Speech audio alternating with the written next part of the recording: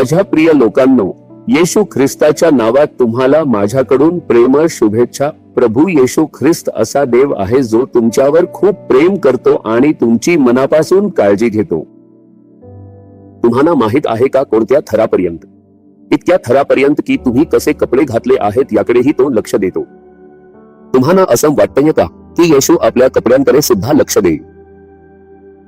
Bible मध्ये स्तोत्र संहिता 30:11 मध्ये देवाचा भक्त राजा दावीद काय म्हणतो? तू माझा विलाप दूर करून मला नाचायला लावले आहेस, तू माझे गोडताट काढून मला हर्षरूपी वस्त्र नेसवले आहेस। याचा अर्थ असा की माझे गोडपाट काढून टाकून कमरेला आनंदाचा पट्टा बांधला। तुम्ही माझे गोडपाटाचे वस्त्र काढून टाकले।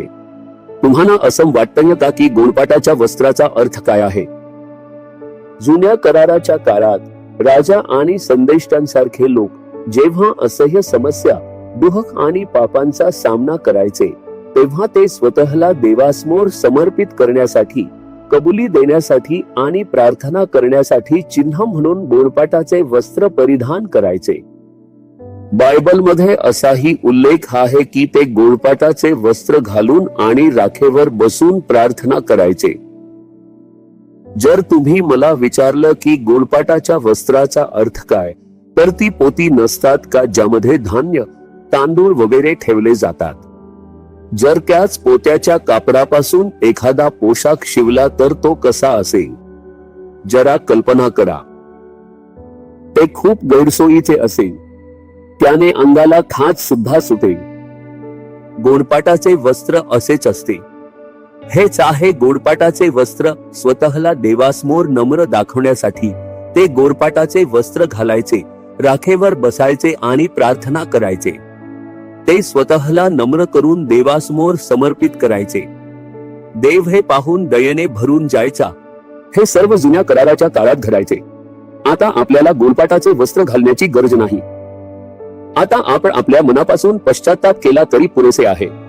आपण आपल्या हृदयात स्वतःला नम्र केले तरी पुरेसे आहे।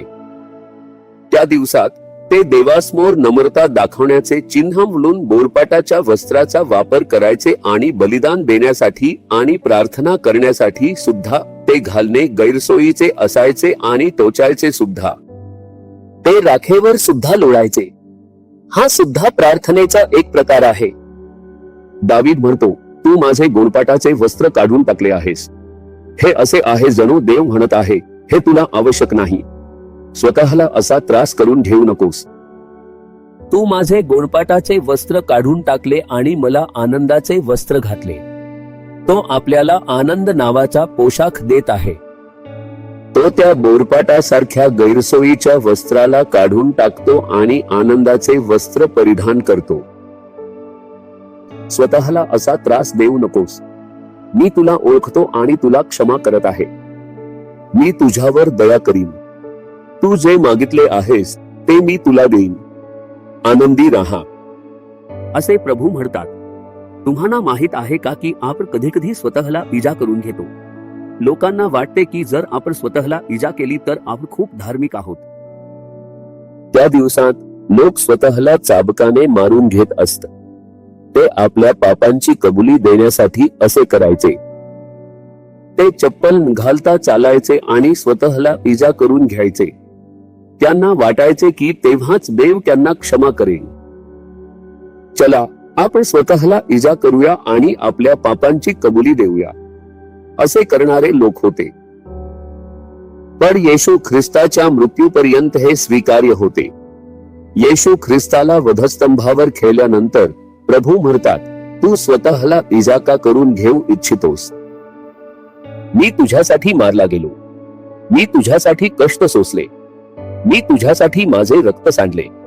मी चप्पल घालता वधस्तंभ उचलला, चाबकाचे फटके खाल्ले, माझे रक्त सांडले आणि मरण पावले।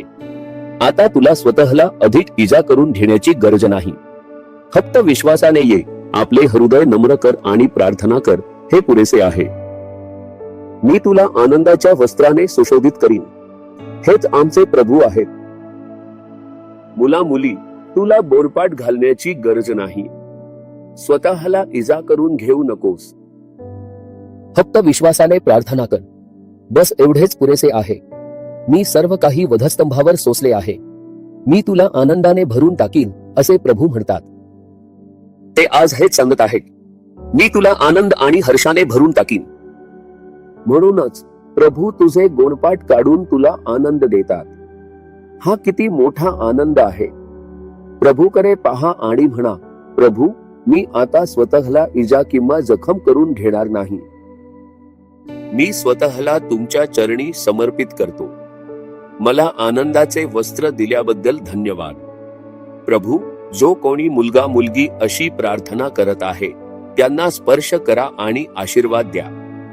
तुमचा आनंद त्यांच्या जीवनात टिकून राहो. आम्ही येशूच्या नावाने प्रार्थना करतो. आमीन, आमीन. जीसस रिडीम मराठी ह्या YouTube चॅनेलला सबस्क्राईब करा. सबस्क्राईब बटनावर क्लिक करा आणि बेल चिन्हावरही क्लिक करा. दररोजच्या नवीन कार्यक्रमांची माहिती मिळवा.